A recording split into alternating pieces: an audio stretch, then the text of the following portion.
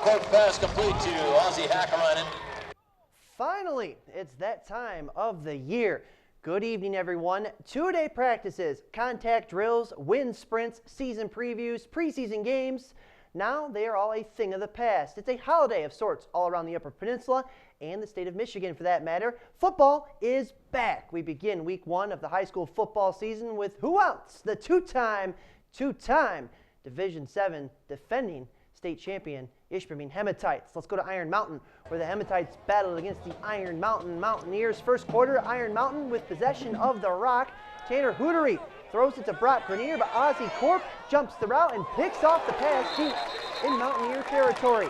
The following play, Corp, also quarterback now for the Hematites, rolls to his right, airs it out. There's Marcus Ansela with the catch, the cut, and the score. 22 yards in all, 6-0 Ishpeming. Next drive for Iron Mountain, Grenier takes the handoff. He's going to throw it downfield. Ryan Michaud was interfered with all the way, but he still comes up with the ball inside the Ishpeming 25, 6-0 Hematites after one. Let's go to the second. Iron Mountain tries to even things up here. Houghton goes back to Michaud, but there was Ozzy Hakkarainen with the INT to stop the drive. Ensuing possession for the Hematites at their own 14. Corp takes the handoff in the gun, runs to the far side, gets a block. Corp is gone. We speed up the play.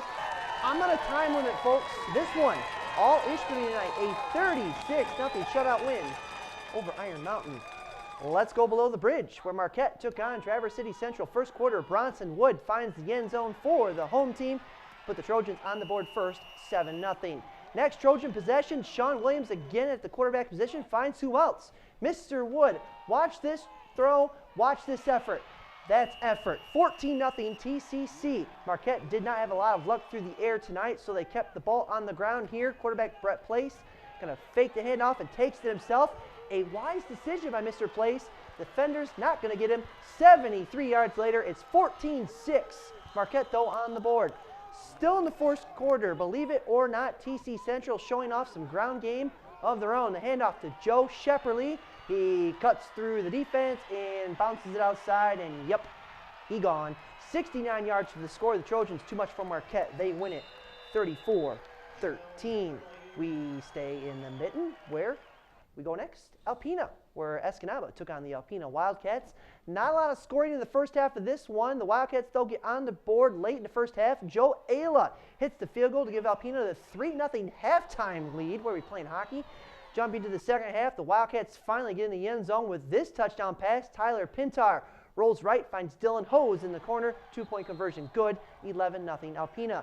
The Eskimos knocking on the door in the third quarter, but the Wildcats D would come up with a big goal line stop here to keep Escanaba off the scoreboard. Next play, though, you'd think that the Wildcats would have the momentum. Well, it lasted like one play. They fumble the ball, Escanaba recovers it, and the Eskimos would take full advantage with this 5-yard touchdown run, courtesy of Mr. Sean Bissell. The Eskimos would storm back in the fourth to score 18 more points. Final score, Escanaba 24, Alpena 18. What a win for Jim Hansen and company. On the scoreboards, congrats to Gladstone head coach Cody Kangas, who gets his first win of the program with a 34-8 win over Gwynn. Gladstone picked off 3 passes and recovered a fumble. Braves quarterback Tyler Wells scored in a 64-yard run in the fourth quarter. Norway went to Wisconsin and scored the game's final 12 points in a 19-7 win over Northern Elite. So the Knights start off the year with a big win. Calumet squeezed out a home win over Northland Pines, 14-12, with the game tied at 6 in the fourth. Evan Billick picked off a pass, which led to a touchdown by Caden Kangas from 10 yards out, and Robbie Erkla then scored on the 2-point conversion to seal the victory for the Copper Kings. In Crystal Falls, Dave Graff also gets win number 1, taking over for Bill Santilli. 48-18 over Bark River Harris. Lee Graff on the ground, 21 carries, 222 yards, and 4 touchdowns for Forest Park. Quarterback Connor Keserly also threw for 2 touchdowns as well. Back to the highlights. Lutz, courtesy of Molly Smirka, was there to catch this game at Volunteer Field against the Gremlins. First quarter, the Purple Hornets facing 3rd and long. Brandon Koski to Andre Richard to pick up his first down there. Gain of 17. Later in the drive, 4th and 8 for the Purple Hornets. They go to the air again, and looky what they do here. Koski across the middle to Michael Anderson. From there, it's a foot race, and Anderson scores on a 41-yard pitch and catch. 2-point conversion good.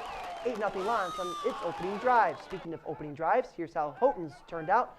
4th and 7 from the 25. Ben Collar swings it to the far side.